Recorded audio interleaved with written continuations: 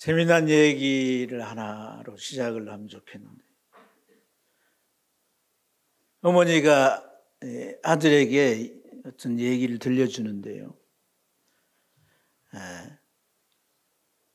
한 순례자가 산길을 가다가 호랑이를 만났어요.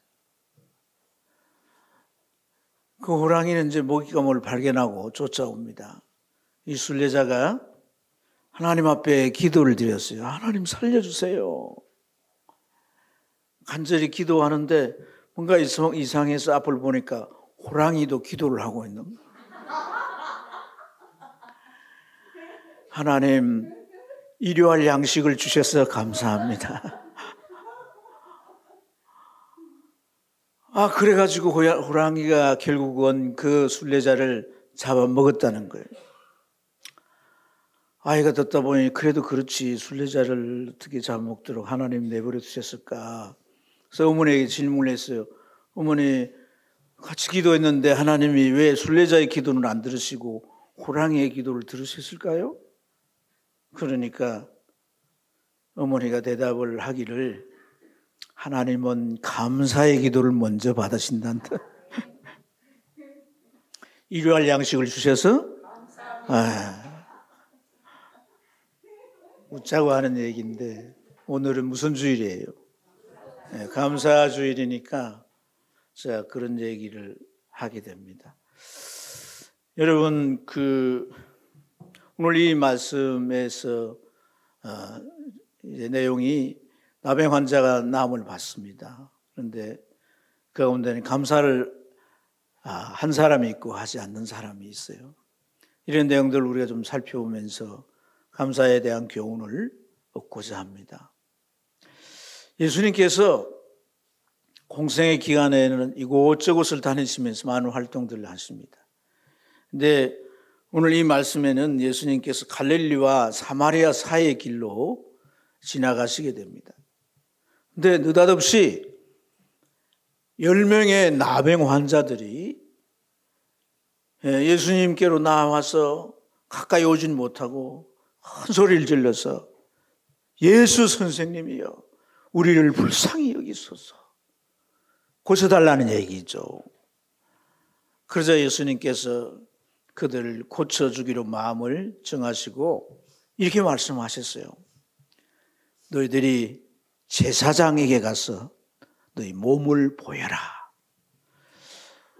나병 환자들이 제사장에게 가서 몸을 보이는 것은 그 병이 나았다라고 하는 것을 확인하는 과정입니다.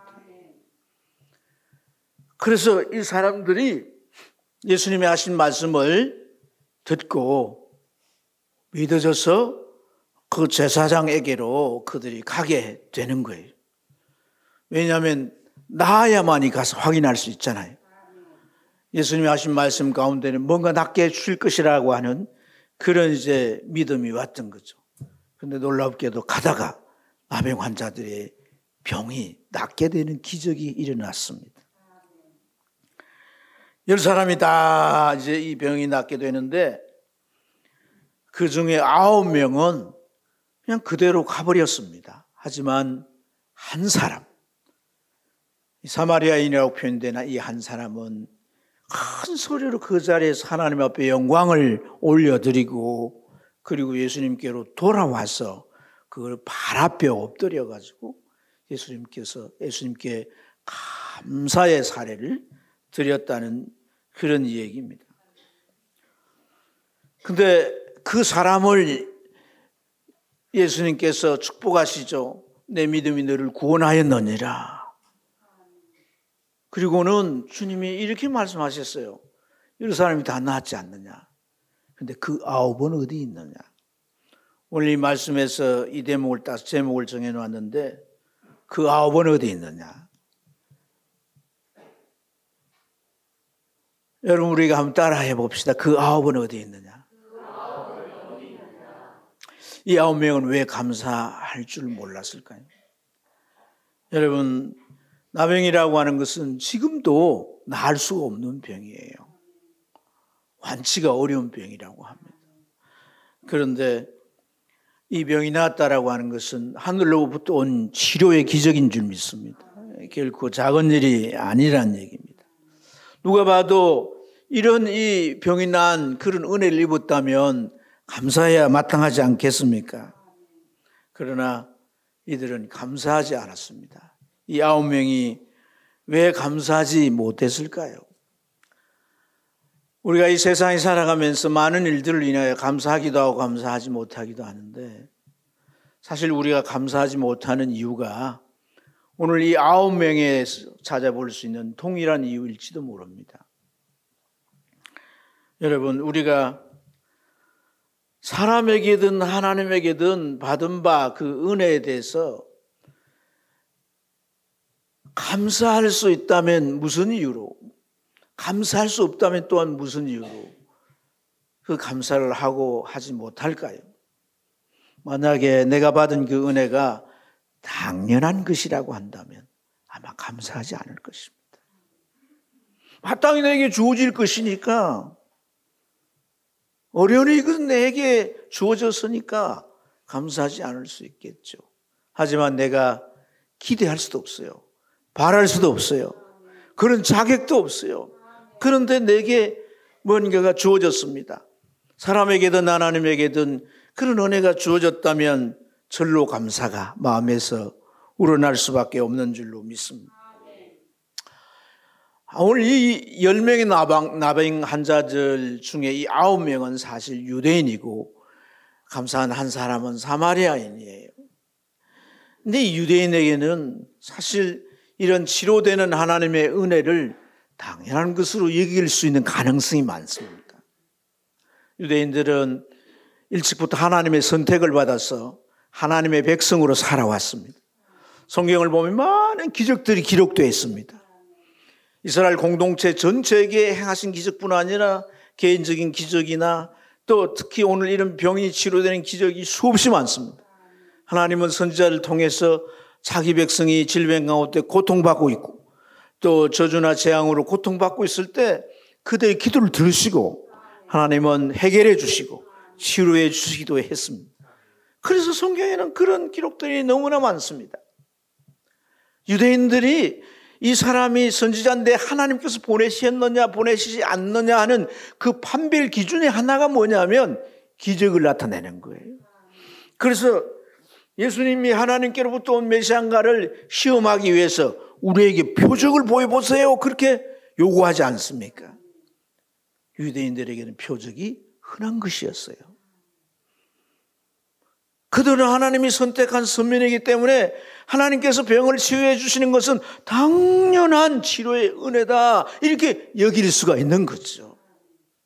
그래서 그 9명은 감사하지 못하고 그대로 돌아갔다고 우리가 추측해 볼 수가 있어요. 그런데 반면에 이 사마리아 사람에게는 왜 기대할 수도 바랄 수도 없는 자격도 없는 나에게 주신 은혜라고 생각을 할 수가 있고 또 그래서 감사할 수 있었을까요? 사마리아인들은 유대인 피가 절반이 섞였고 이방인 피가 절반이 섞였어요. 그래서 조상 때부터 이 결혼을 통해서 혼혈이 되었습니다. 유대인들은 단일 민족이고 하나님 백성들만 자기들끼리 결혼해가지고 그렇게 선민을 이 보호하며 지켜오는 이런 제도가 있습니다. 하지만 역사적인 과정 속에서 오늘 이 사마리아 사람들은 이렇게 피가 섞인 사람들이었던 거죠.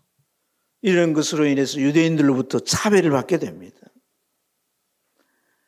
그래서 하나님이 주시는 축복을 받을 수 있을 것이라고 하는 건 기대하지 않죠.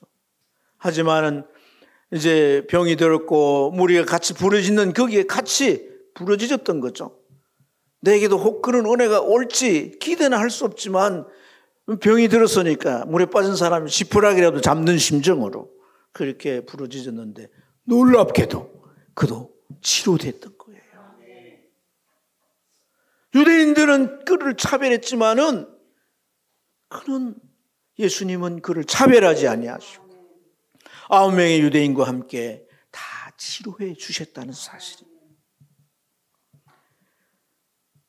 여러분, 오늘 우리가 이러한 얘기들을 살펴볼 때 감사의 마음이 어떤 건가?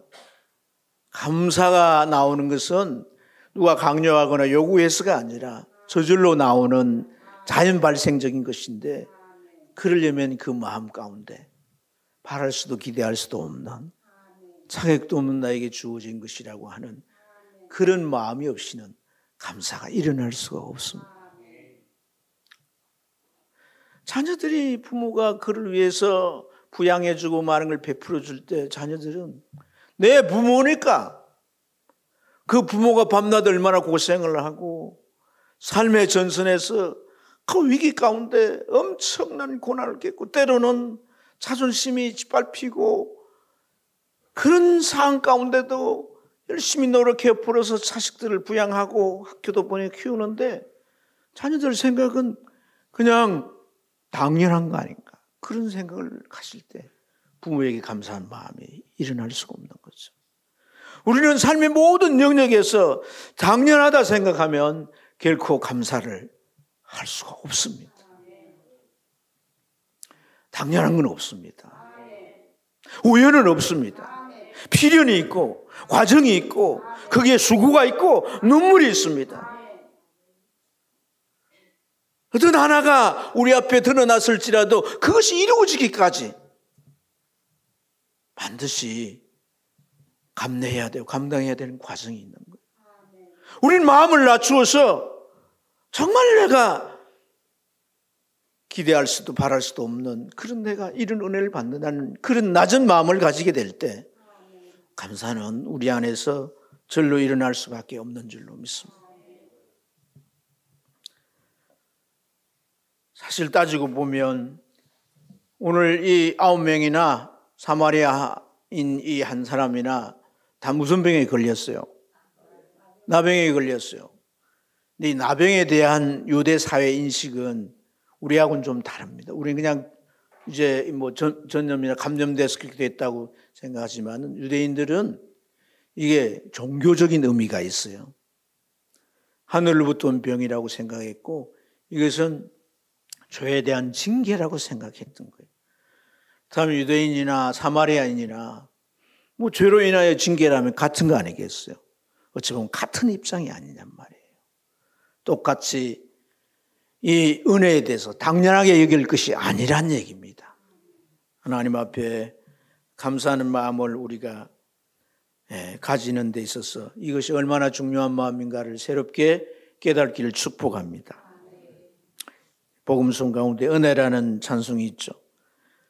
그런 가사가 있습니다. 내가 누려왔던 모든 것이 당연한 것이 아니라 은혜였어. 아침에 해가 뜨고 또 그 해가 지고 봄 향기 꽃이 당연한 것이 아니라 은혜였어. 은혜라고 깨달았어야 되는 거죠. 할렐루야. 그럴 때 우리 안에 감사가 회복될 줄로 믿습니다. 오늘 이 말씀에서 또 하나 우리가 살펴볼 수 있는 부분은 자, 이 감사라고 하는 것은 믿음과 관계가 된다는 거예요.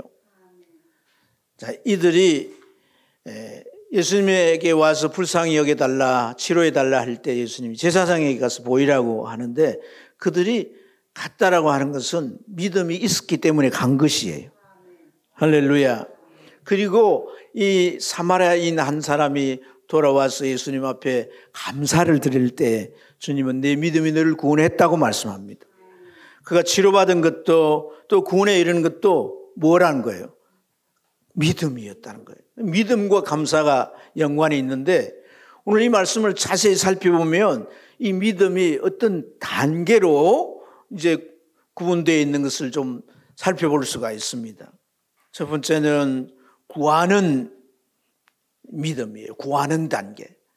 이 10명이 같이 목소리를 높여가지고 예수님 앞에 우리를 불쌍히 여기소서 그렇게 구했던 것이죠.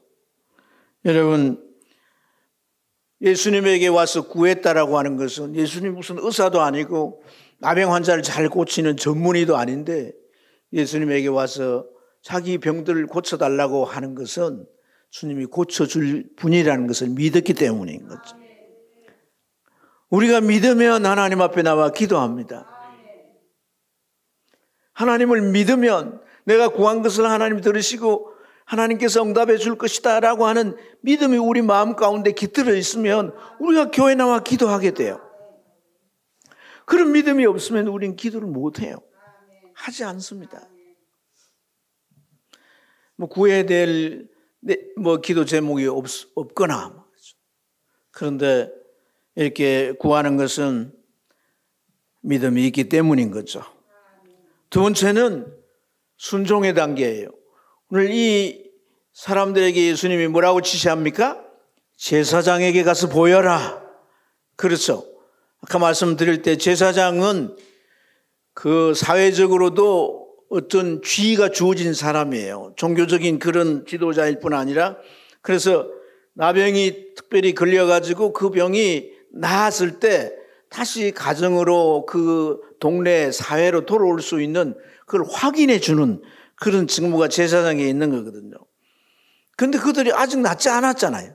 하지만 예수님의 말씀을 듣고 갔다라고 하는 것은 순종했다는 거 아니겠습니까? 사랑하는 여러분, 이 순종한다라고 하는 여기에서 뭐가 일어났습니까? 병이 나는 기적이 일어난 줄로 믿습니다. 우리가 기도하는 믿음에 머물러 있어서는 안 되는 거죠. 하나님의 말씀을 믿고 순종하게 될 때 하나님은 그 말씀대로 이루어지는 역사를 나타내 주시는 줄로 믿습니다. 근데 여러분 여기까지는 10명의 믿음이 동일해요. 똑같아요. 그 다음에 이 한 명 사마리아 사람에게서 보여준 마지막 단계가 뭐냐 하면 감사하는 단계죠. 오늘 15절과 16절을 보면 그 중에 한 사람이 자기가 낳은 것을 보고 큰 소리로 하나님께 영광을 돌리며 또 돌아와 예수의 발 앞에 엎드려 감사하니 그는 사마리아인이라. 오늘 이 구절 속에서 중요한 포인트가 감사하는 거죠. 감사하는 거. 사랑하는 여러분, 그가 9명이 다 가버렸지만 돌아올 수 있었던 것은 감사하는 마음이 있었기 때문인 거예요. 아멘. 이 감사하는 마음이 있었기 때문에 예수님께 돌아왔다는 것이고, 또 예수님께서 내 믿음이 너를 구원했다라고 말씀을 하셨다라고 하는 것은 이 모든 감사할 일이 이루어지는 그 앞에 이 과정에서 믿음이 반드시 작용해야 된다는 것을 우리에게 가르쳐 주는 줄로 믿습니다. 그런데 여러분, 오늘 감사가 왜 믿음의 마지막 단계가 되겠습니까? 믿음이라고 하는 것은 내 마음 안에만 머물러 있어서는 되는 게 아닙니다. 믿음의 결국은 어디에까지 이어져야 되며 올려져야 되느냐? 하나님께로 올려져야 되는 것입니다. 그러니까 구하는 단계나 순종하는 단계는 사실 어떤 면에서 병이 낫기 위한 과정일 뿐이에요. 병이 나서요, 그것도 믿음의 결과니까 9명처럼 그대로 돌아갈 수 있습니다. 그러나 돌아갔다면, 감사하는 단계까지 믿음이 이르지 못했다면 그 믿음은 완성된 믿음이 아니라는 거예요. 완성된 믿음은 감사하는 데까지 있는 거예요. 이것은 사람의 관계도 마찬가지입니다. 우리가 무엇을 인하여서 감사하게 될 때 그 관계가 결탁이 되고 하나가 되는 것입니다. 어떤 면에서 감사는 관계를 매듭지어주고 하나가 되게 하는 중요한 요소란 것을 우리가 이 말씀을 통해서 깨닫게 된다는 것입니다. 사랑하는 여러분, 우리의 믿음은 감사로 완성될 수 있는 거예요. 믿습니다. 많은 말을 할지라도 오늘 우리 입에서 주여 감사합니다. 이 고백이 나올 수 있어야 우리의 믿음을 하나님이 받으신 것이 될 수 있을 줄로 믿습니다. 여러분의 믿음의 단계가 감사의 단계까지 올라가시기를 축복합니다. 사실 여러분, 오늘 이렇게 감사의 단계까지 올라간다라고 하는 이것이 어떤 영적 가능성을 우리에게 제시해 주는가가 더 중요한 것입니다. 사실 이제 그 병이 낫고 감사했다, 감사하지 않았다라는 것도 사실 참 중요하긴 하지만, 그러나 감사하는 마음이 있어서 주님 앞에 돌아와서 감사함으로 그 믿음을 보였지 않습니까? 그 믿음을 완성했지 않습니까? 그 결과 19절에 주님이 이런 선언을 하시는 거예요. 우리 19절을 같이 읽어보겠습니다. 시작.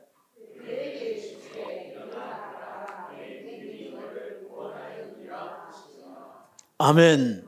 아멘.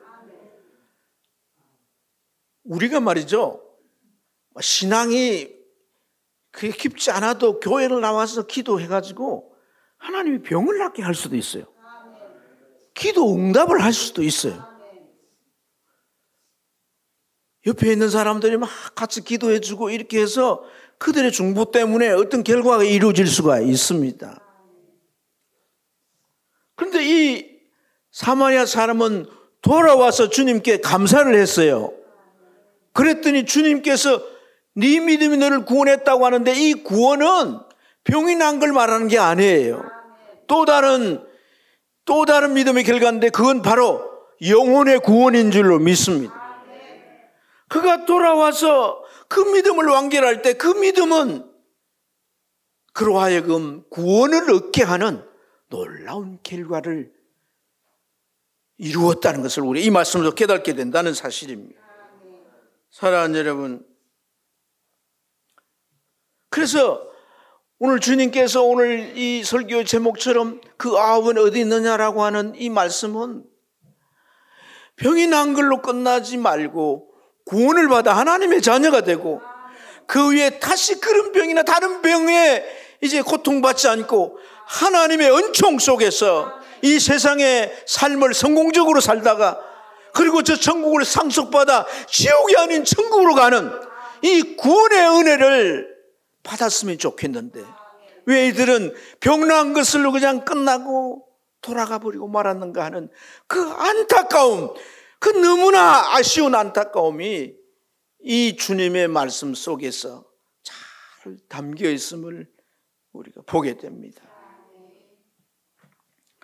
사랑하는 여러분, 그래서 오늘 이 말씀은 사실 병이 낫고 안 낫고를 떠나서 예수 그리스도가 누구신지를 드러내는 그것이 사실 주된 주제인 것입니다. 병을 낫게 할 뿐만 아니라 지옥 갈 수밖에 없는 우리를 구원해 주시는 유일한 구원자라고 하는 사실을 그의 선언을 통해서 우리에게 보여주시는 것인 줄로 믿습니다. 돌아오지 못한 사람이 9사람들의 마음 가운데는 무엇이 있었을까요? 큰 병을 고쳐주었으니까 뭔가 특별한 사례를 요구하겠지.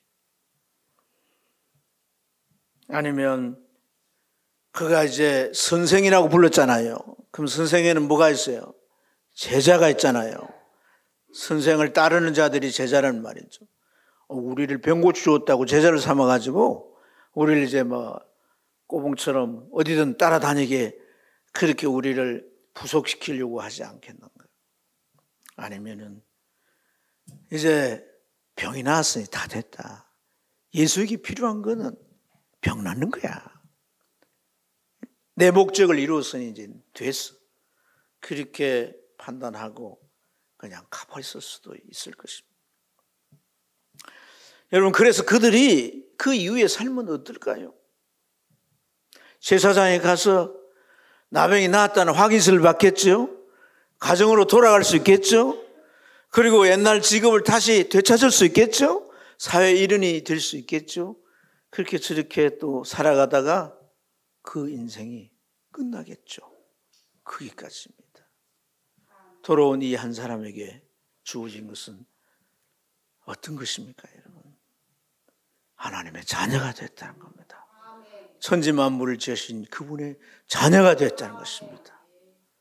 부모와 능력이 있고 뭐든 줄 수 있는 그런 부유함이 있고, 부모에게서 그냥 모든 것이 갖춰졌다고 한다면 그 자녀의 일생은 그 부모로부터 풍성한 공급 속에서 성공적인 삶을 살아갈 수 있을 줄로 믿습니다. 사랑하는 여러분, 그래서 우리는 오늘 이 사마리아인 그가 받은 은혜로 인하여 돌아왔다라고 하는 이 대목을 중요하게 깨달아야 할 줄 믿습니다. 단지 물리적인 것이 아니라 우리의 마음이 주께로 돌아온다면, 그래서 구원함을 체험한다면 우리의 삶은 하나님의 놀라운 은총 속에 살게 되는 줄로 믿습니다. 사실 이제 신앙생활을 깊이 해보지 못한 분들 마음 가운데는 항상 이런 의구심이 있죠. 하나님이 진짜 계실까? 우리 교회는 규모가 작지만은 수천 명, 수만 명 모이는, 수십만 명 모이는 교회 우리 한국에 있잖아요. 저기는 이렇게 평범한 사람들도 있겠지만은 상당한 지성인도 있고 말이에요. 또 과학 산업에 종사하는 그런 사람도 있겠고 다양한 사람들이 있습니다. 저들이 왜 예수를 믿을까? 그런 또 생각을 해보면 뭔가가 있지 않겠나 하는 생각도 할 수도 있겠죠. 그러나 여러분, 하나님은 살아계십니다.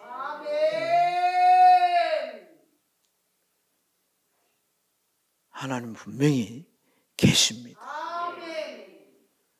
성경의 기록 속에서만 아니라 어떤 누구의 지나간 얘기서만 아니라 오늘 이 순간에도 하나님을 느끼고 체험하고, 그게 꾸며낸 얘기가 아니라 어떤 과정에 대한 충분한 근거를 가진 얘기들을 우리는 수없이 들을 수 있습니다. 하나님이 없어서 내가 하나님을 못 찾는 게 아닙니다. 오늘 우리가 마음을 낮추어서 하나님이 왜 필요한지를, 그것이 내 병이 낫고 육신이 잘 되고 성공하는 그런 이유만이 아니라 정말 하나님이 존재하고 성경의 기록이 사실이어서 천국과 지옥이 있고 죄로 인한 심판이 있고 영원한 멸망이 있다라고 하는 것을 우리가 조금이라도 더 묵상하고 생각하게 된다면 우리는 예수 앞에 나와야 할 충분한 이유를 발견하게 될 줄 믿습니다. 어떤 자매가 교회에서 아주 충성스럽게 신앙생활을 합니다. 제가 잘 아는 자매이기 때문에 어떻게 신앙생활을 하는지를 제가 보고 들어서 압니다. 신실합니다. 기도 생활도 많이 하고 신앙이 돈독해서 교회 목회자들과 또 성도들에게도 참 이렇게 칭찬을 받는 그런 자매인데, 이 자매가 어느 날 기도를 했어요. 기도를 하는데 마음에 하나님의 음성을 들려줍니다. 내가 네게 선물을 줄 것이야. 그러니 넌 내게 먼저 감사를 하거라. 그런 음성이 들려왔어요. 그래서 주님께서 마음에 그런 감동을 하시니까 이 자매가 선물은 선물이지만 뭘 어떻게 감사해야 될까 생활도 여여칠 못하고 이러니까 특별히 뭘 어떻게 감사해야 되나 그렇게 머뭇거리다가 한 주간이 지나갔어요. 그런데 교회 예배 시간이 돼서 갔는데 예배를 마치고 이제 그 교회에서 이렇게 지나가는데 담당 목사님이 부르는 거예요. 불러서 그 자매에게 이런 얘기를 하는 거예요. 자매님, 아이 앞으로 된 통장이 있어요? 예, 통장이 있긴 합니다. 왜 그러세요? 누군가가 이 아이 앞으로 지정헌금을 했어요.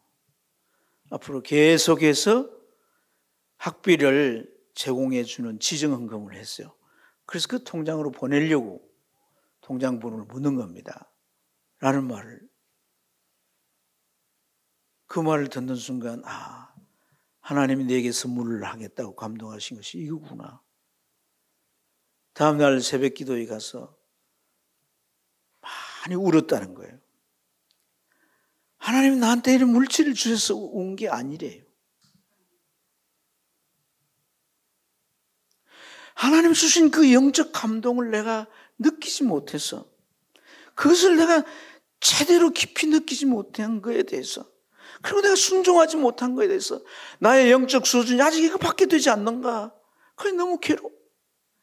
하나님이 나를 사랑하고 나를 위하시고 내게 다가오시는 것은 너무나도 많고 너무나도 세세하고 너무나도 직접적인데, 나는 하나님에 대하여 내가 하나님을 찾고 뭐 어쩐다고 하지만은 내가 그래도 너무나 하나님 앞에 내 감각이 뛰어나지 못하고 둔감한 이러한 자기 자신에 대해서 너무나도 안타깝고 괴로워서 울었다는 그런 얘기를 들었어요. 일본인 성자 우치마루 간조가 그런 얘기를 했습니다. 사람이 정말 원치 않는 진짜 저주가 있는데, 그 저주가 뭐냐? 첫째는 하나님을 느끼지 못하는 것이라고 했어요. 천지만물을 짓고 우리 인간에게는 하나님의 형상을 집어넣어놨는데 우리는 이 죄에 가려서 하나님을 느끼지 못합니다. 그 죄를 예수 그리스도가 십자가에서 죄값을 담당해 주셨다는 사실을 믿으시길 바랍니다. 또 하나는 내가 예수 믿는다고 하지만 하나님의 말씀을 들으나 그 말씀이 들리지 않는다는 거예요. 말소리는 들리겠죠. 깨달음이 없는 거예요. 졸고 딴 생각하고 잡념에 사로잡혀. 그렇게 하나님의 말씀이 들리지 않는 것 자체가 저주란 거예요. 저주.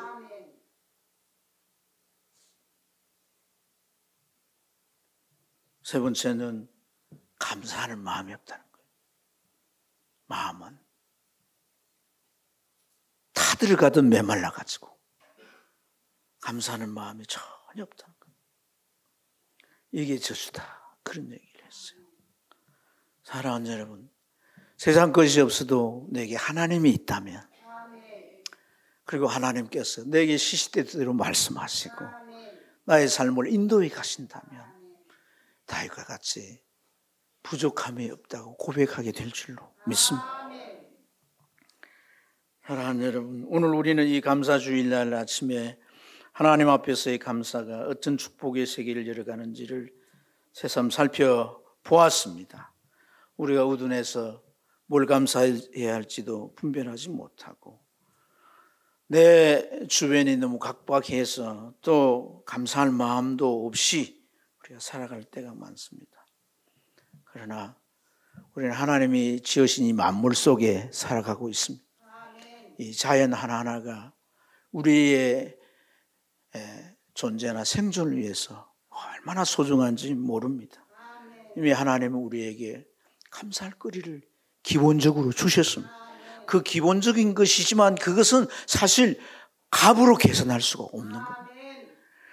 내 손에 필요한 돈이나 내 손에 시인한 지위나 내가 출세를 한 거나 내가 어떤 요구 원하는 것이 내가 기도했지만 떨어지지 않아서 여러분 마음에 감사가 메말라 있습니까? 내가 여기까지 살아올 수 있는 이 모든 조건 속에서 먼저 감사할 이유를 찾아봐요. 이것도 누리지 못하는 사람도 얼마나 많은지 모릅니다.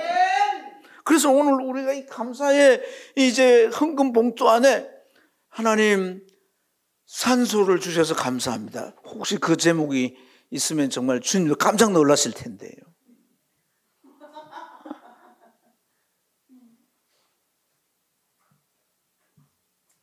열명이 다 고침받았지만 감사하는 사람이 있고 하지 않는 사람도 있었다는 겁니다. 은혜가 다 주어졌으나 감사를 잃어버릴 수도 있다는 얘기입니다. 사랑하는 여러분, 10명이면 10명이 5명이나 하든지 아니면 말이지 7명이나 좀 이래야 되는데 1명이에요. 감사의 비율이 얼마나 줄어들어 있습니까? 은혜 받았을 때 내가 감사하고, 근데 지금은 감사가 비율이 점점 줄어들어서 감사하지 못합니다. 이것이 우리의 감사의 현주소인지도 모릅니다. 믿음이 없이는 감사할 수 없어요. 지극히 인색해지면서 염려 걱정에 휩싸여 한푼에 덜덜 떨고 그렇게 살아갈 수밖에 없다는 것을 자각해야 합니다.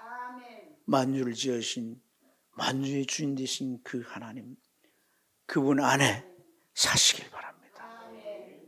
내가 가지나 못 가지나 풍성함으로 살아갈 수 있습니다.